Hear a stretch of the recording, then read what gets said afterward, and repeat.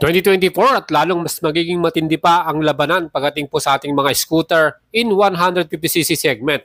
And dito sa atin sa Pilipinas, matindi pa rin ang competition at yan pa rin ay nangunguna pa rin ang ating maxi scooter Yamaha NMAX 155 with ABS and traction control.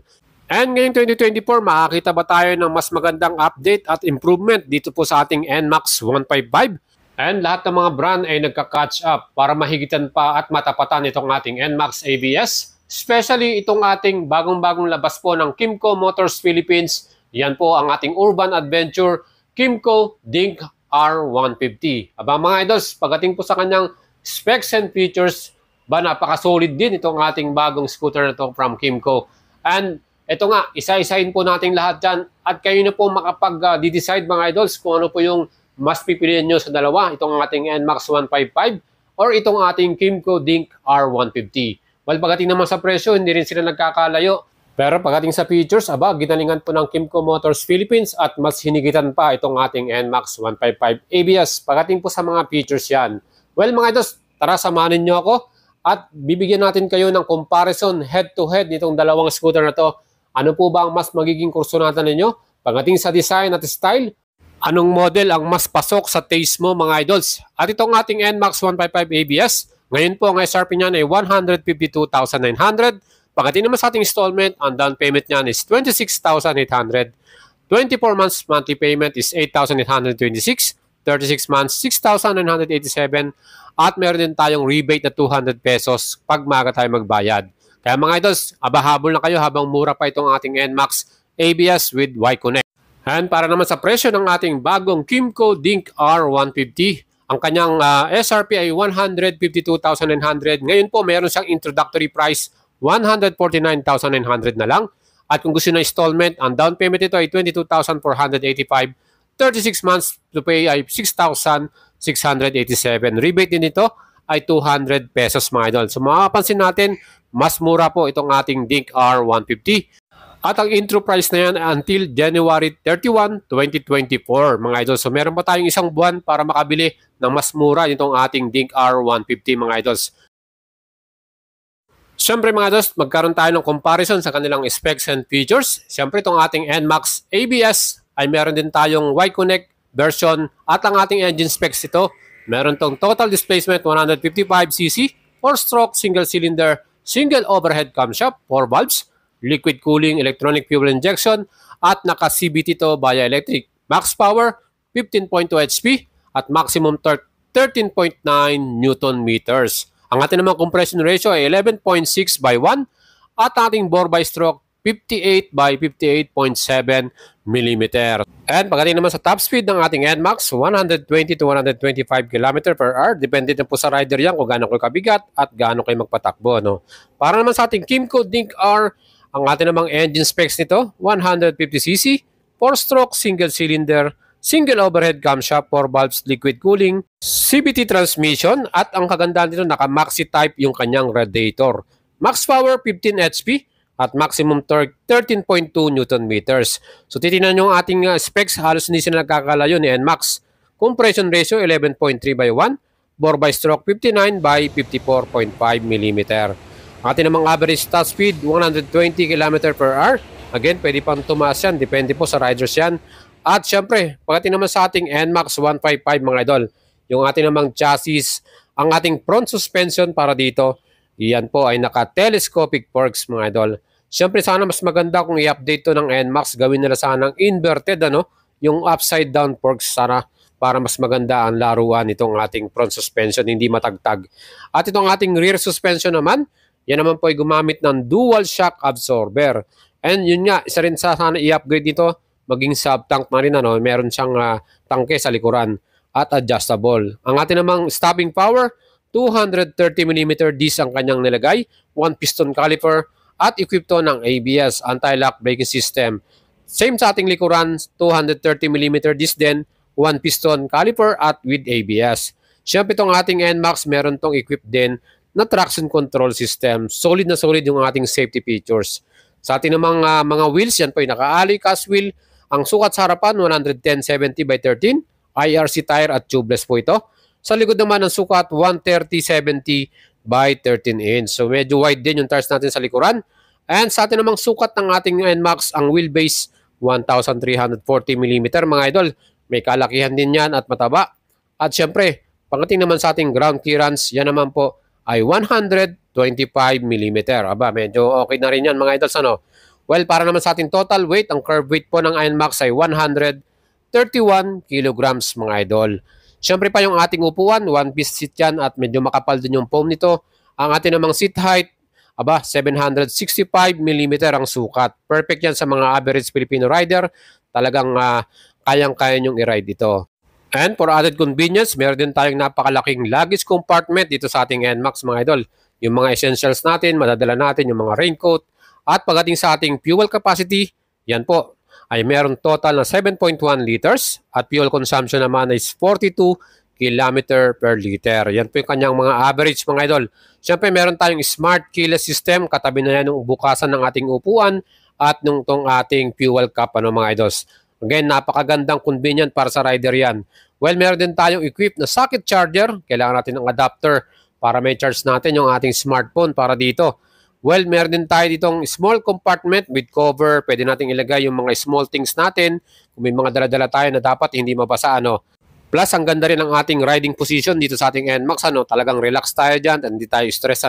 Well, yung ating namang mga lever at yung ating mga switches, napakasimple lang din. Andyan sa kaliwa yung ating high and low beam, passing switch, at yung ating signal indicator plus yung ating busina.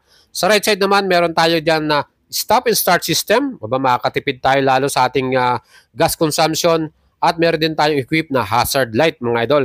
Perfect yan for emergency. Lalo na kung malakas ang ulan, zero visibility, maganda meron tayong hazard light mga idol. Fully digital din ang ating instrument panel at equipped din po ito ng Yamaha Connect Bluetooth connection. Siyempre itong ating design ng ilaw talagang napaka-forma rin. LED rin po ang ating daytime running light at yung ating headlight. Talagang malakas yung ilaw natin na yan, lalo na kung gabi, very visible tayo sa daan. Kahit meron tayong kasabay or may mga sumusunod sa atin, kitang-kita po yung ating ilaw dahil full LED yan mga idols. Especially dun sa ating likuran, yung ating tail light, napakaganda ng design din at LED rin po yung ating brake light na yan. Super visible yan. Yung mga signal indicator natin, naka-bulb type yan. At syempre, itong ating NMAX 155 talagang fully loaded din para sa ating maxi scooter na to. Well mga idols, para naman sa ating Dink R150 from Kymco Motorcycle, isa sa pinaka-sikat at number 1 sa Europe, yung ating Kymco brand na to.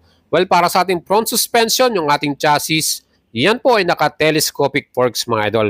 At syempre, maganda rin po yung ating suspension sa harapan. Well, pagdating naman sa ating likuran, yan din naman po ay gumamit din ng dual shock absorber. At yan, naka-spring type, pwede nating i-adjust yan. Depende po sa preference ninyo, lalo na kung meron tayong angkas. Ang ating naman stopping power, naka-wavy disc tayo. Yan po ay naka 2-piston caliper at equipped din po ito ng anti-lock braking system. So mapapansin nyo, mas solid yung ating caliper dito sa ating Kymco, naka 2-piston. And para naman sa ating likuran na brake, yan po ay naka-round disc at yan po ay din naka 2-piston caliper at equipped din to ng anti-lock braking system. For the safety rin, yan din po ay merong traction control system. Kaya mas solid yung ating safety features sa ating dalawang scooter na to with ABS and traction control. Yung ating wheels, yan din po ay alloy wheels. At yung ating sukat sa harapan, 120/70 by 13 inch. MRF tires at tubeless din po ito. Sa likod naman, 130/70 by 13 inch. MRF tire din. Plus yung ating Dink R150, mas mataba yung kanyang gulong sa harapan, 120. Sa NMAX kasi 110 lang yan .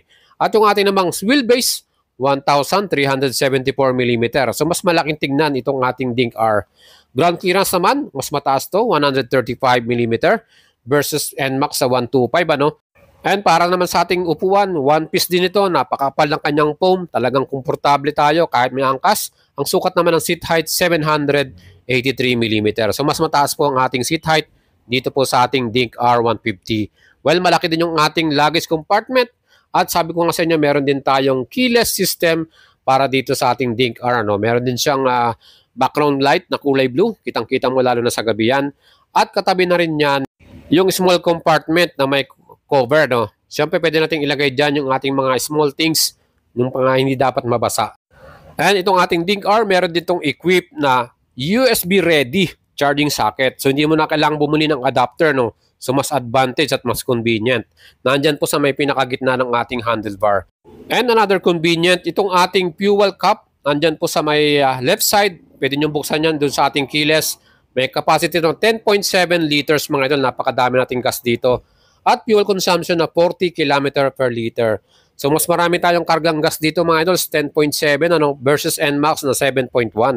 Yung kanyang mga levers din, ang kagandahan, adjustable. Pwede nating palambutin yan at patigasin, depende sa preference nyo sa inyong kamay, na mas convenient po yung inyong pagbe-brake mga idols. Siyempre yung mga switches and buttons natin, napakasimple lang din.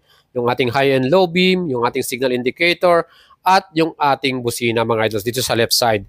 Sa right side naman, andyan naman po yung ating lever din na adjustable din. Aba, ang ganda, no? At nandyan yung ating kill switch, ang ating hazard light, at yung ating starting switch para sa ating engine. Plus yung ating button para sa selection ng ating mga mode. So meron din tayong hazard light dito po sa ating Kymco Dink R150. Added safety natin yan. Kagandahan dito, aba, napaka-format, very sporty. Itong ating fully digital instrument panel. Kita naman po ninyo. And ang ganda rin ng kanyang animation mga idol pag in-start mo itong ating instrument panel. Well, ito naman ating design ng ating headlight. Aba, napaka-aggressive Ang astig ng mukha niya Full LED po lahat ng ilaw ng ating Kymco Dink R150. Kita naman po ninyo, very visible, napakaliwanag, ang gandang tignan. At meron pa tayong parang big style pang adventure style. Well, itong ating bagong Dink R150 mga idols, pati yung ating taillight, yan din po ay LED. So wala tayong problema dyan. Ang kagandahan dito, meron ditong equip na emergency brake warning.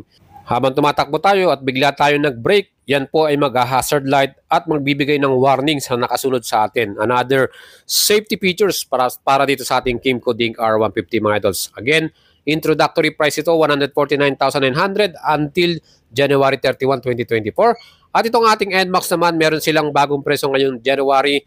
Meron na tayong Y-Connect, 153,900. At meron na rin tayong model na walang Y-Connect, 151,900. Yan po ang ating pinaka-comparison head-to-head nitong ating dalawang model na ito mga idols. I hope nagustuhan ninyo yan at makapag-design na kayo kung ano po yung mas bibili ninyo sa dalawang ito. Siyempre sa bagong style at bagong model, panalo dito ang ating Kymco Dink R150. Again, kung nagustuhan nyo ang ating video, mag-leave po kayo ng comment. Huwag niyong kalimutang i-subscribe ang ating YouTube channel. Malapit tayo mag 100k subscriber.